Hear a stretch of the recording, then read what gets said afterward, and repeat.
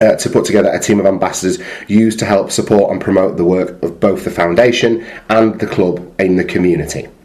So yeah, it's an end of an era from a Bulls point of view, but it's not the era that Robbie enjoyed as a player, though, is it? Exactly, and yeah, there you go. So maybe it's a clearing of the decks and what have you. I know initially the club said he was leaving on he was having some compassionate leave, and then it's since been clarified that he's actually stepped away from the club permanently. So good luck to him, because I know he suffered a loss and also an arrival. He got a new baby, and his ex-partner, who I believe he was very close with, sadly passed away as well.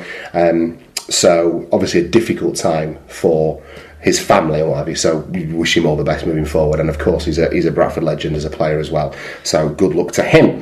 Bradford have confirmed the departure of club captain Adrian Pertell to London at the end of the year. The centre arrived at Bradford in 2012 after moving from Australia and the NRL, where he had featured for Canberra Raiders and the Penrith Panthers. The Aussie will join London Broncos at the end of the season and take up a player coaching role in the capital, and heartfelt good luck to Adrian Pertell as well.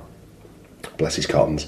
Yeah. Look, I mean, the guy nearly killed himself playing for Bradford Bulls, so I've got an awful lot of time for him. I would say he's lost a yard of pace, and I was talking to Paul Campbell about him as well. He was asking me my thoughts on him, and I would say that he is a jack of all trades, but not a master of. Is he ready for a move into the pack? Anything in particular?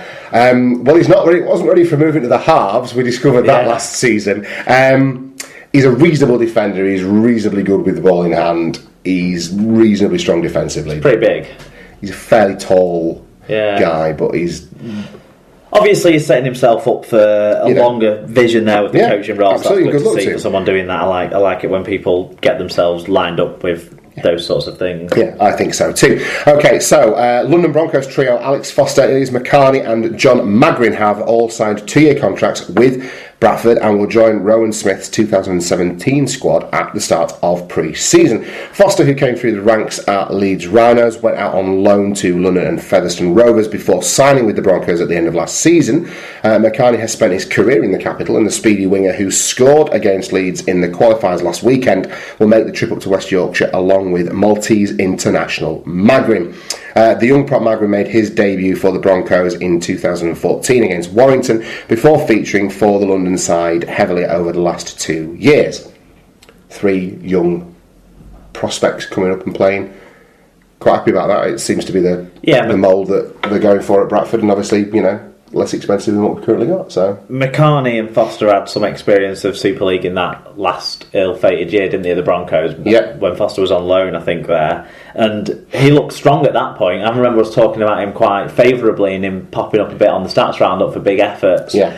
McCartney can excite, but I guess he can also frustrate. He seems to have long spells where he's pretty ineffective, but then when he does get effective, it's about building consistency to his game, isn't it? Basically, Rowan Smith's job. So. I don't know as much about Magrin, but good luck to your new boys. Yes, we'll see. Right, staying with Bradford Bulls then, Bulls forward Reece Lovegrove has been forced to hang up his boots after a head injury. Lovegrove spent most of his career with Hull KR, but also played for London and Bradford. The 29-year-old last played for the Bulls in a Challenge Cup game where he suffered a serious concussion. Due to that head injury, he has been forced to retire and now joins the Bulls backroom staff. He's going to be doing strength and conditioning with the young lads in the 16s and 19s, I believe. London. It's always a shame when someone has to retire so young. I can't believe it is a shame. He's 29. I would have put him 3 or 4 years older than that. It seemed like he was around at the Robins for years and years, and then obviously he was at London last of all. I didn't see much of him last year because they dropped out into the Championship Shield, didn't they? And again, not seen much of him with Bradford, but good luck to him in his new life. Yeah, I mean, the times he played for Bradford, he was a bit undersized to be playing in the front row, I always thought, but he worked hard and he tackled like... Some of his best games for Hull KR were like in the centres and stuff, exactly. weren't they? And this isn't his first concussion by any stretch of the imagination, so to make a sensible decision to not impact on your life away from rugby league, moving on and hopefully for the next 60 years or whatever, is a good move and a sensible one, so good luck to Reece. No, I agree totally. London have confirmed the signing of utility forward Jay Pitts from Bradford on a 2-year deal. Pitts has experience with 3 Super League clubs under his belt, having played for Wakefield, Leeds Rhinos and Hull FC before a season-long loan in 2014 with Bradford turned into a more permanent stay. Good luck to Jay Pitts. A player who hasn't quite made it for me. He hasn't quite found his groove. And yet I would still say he's probably been our best forward of the last 2 years as well. So, I think at a top-end Championship full-time club... is probably where he sits, assuming London might not quite squeak over the line in the qualifiers, but I've got views on that we'll talk about in the previews. You have. Okay. Forward Dane Weston has signed a contract extension with Lee, keeping him at the club until the end of 2019. Weston joined the Centurions at the start of this season from the Melbourne Storm. Good piece of business. Look at that jinx. Toronto have signed Lee's loose forward. But Weston's really bought into the club, hasn't he? It seems, and he's performed well when I've seen him. And he seems to. His name comes up a lot when you read match reports and stuff as well. So good stuff. Yeah, and not just the club, but the town of Lee as well. He's doing a lot of charity work around the place as well. So that indicates that the guy's happy and wants to, sit down and settle a long-term deal for himself, which is always good.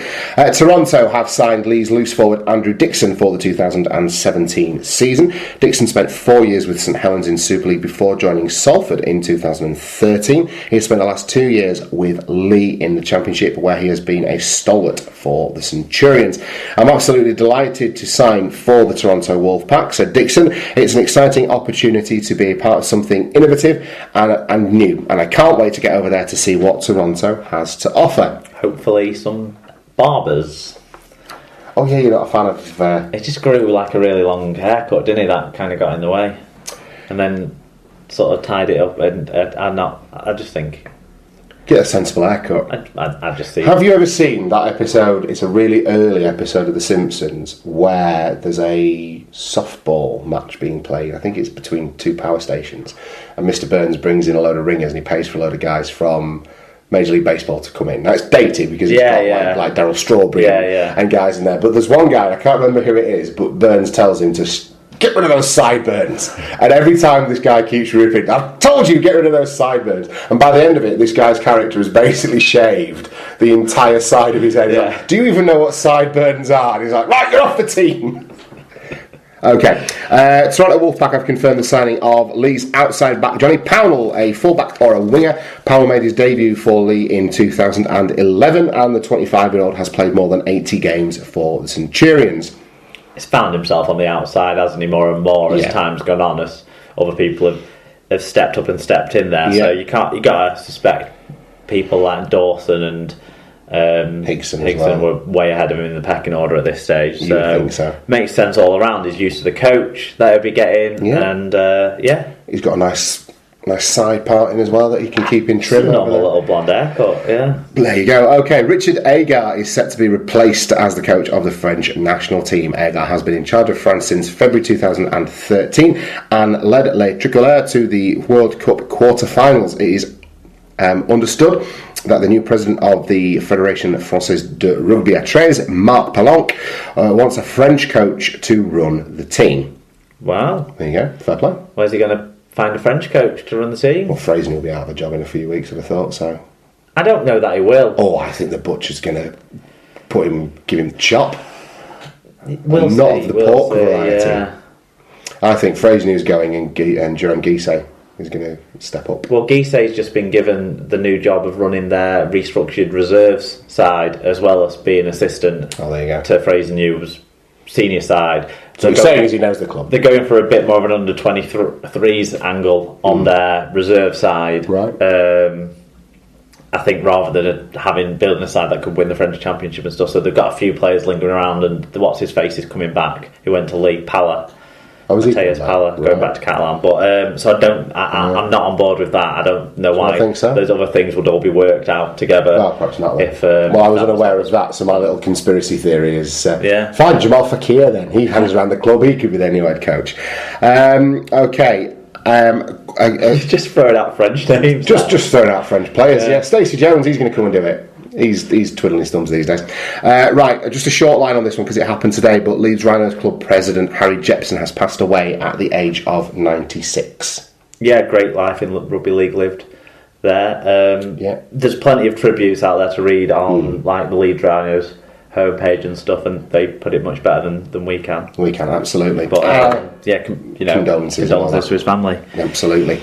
And finally, Wakefield Wildcats player Chris Anakin dislocated his hip, and teammate Richard Owen suffered a neck injury when their car hit a tree on Friday. Captain Danny Kerman, who's 30, was also in the car and received cuts to his arms and legs, according to the police. Wakefield confirmed reports that it was the coach's car. Are we back into this side? Yeah. No, that's a joke, that last bit. But the thing is, I was reading this out and starting to smile to myself, because I did have a few gags lined up, and it's just good to look. First of all, thank God they're all okay. Yeah. And I don't know anything other than they've driven their car into a tree. I couldn't possibly comment on whether or not there were escapades going on around that. Wakefield didn't have a fixture this weekend because of the Challenge Cup, and are next in action at Castleford on Friday. Police are appealing for any witnesses to the incident to phone 101. A club statement said, Wakefield are aware of a road traffic accident that occurred at approximately 4 p.m. in the Heath Common area yesterday. 3 players, Anakin Kermond and Richard Owen, were involved in the accident and all remained overnight in hospital with various injuries, although none are life-threatening. Police and ambulance staff attended the scene, and the club are liaising with them to ascertain exactly what occurred. We hope everyone will wish these players a speedy recovery and respect their privacy at this time. There will be no further information released. At this time, there will be further information released as and when appropriate. Did you ever see the video, going back to the Brian Smith Carby incident? Yeah. Did you ever see the video of Tim Smith and Kevin Locke when they stole that car? When they crashed it, after they crashed it? It's when they parked up on that fairly posh housing estate. And Tim Smith can barely stand up. Did you see that video? No, I didn't know. Oh my God, we'll find it on YouTube later on. Tim Smith, how he drove, he didn't do a very good job, but it's worth a look.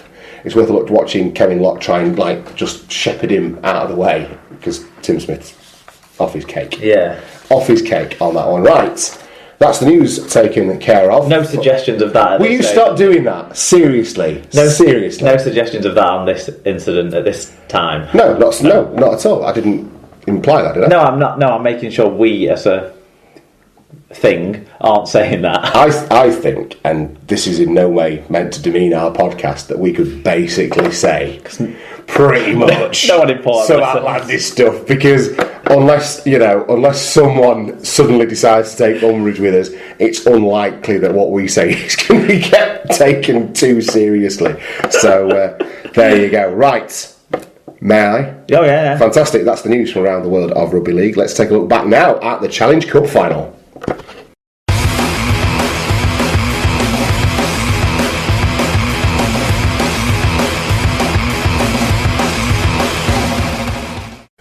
Okay, so Challenge Cup final then. Before we get into our little autopsy on everything that went on this weekend, prior to us beginning our recording tonight, we were lucky enough to be able to track down a Hull FC fan, and you know her as Scoots 28 Mac. Sarah Mackenzie was kind enough to join us on the telephone. So this is what we recorded earlier with Sarah.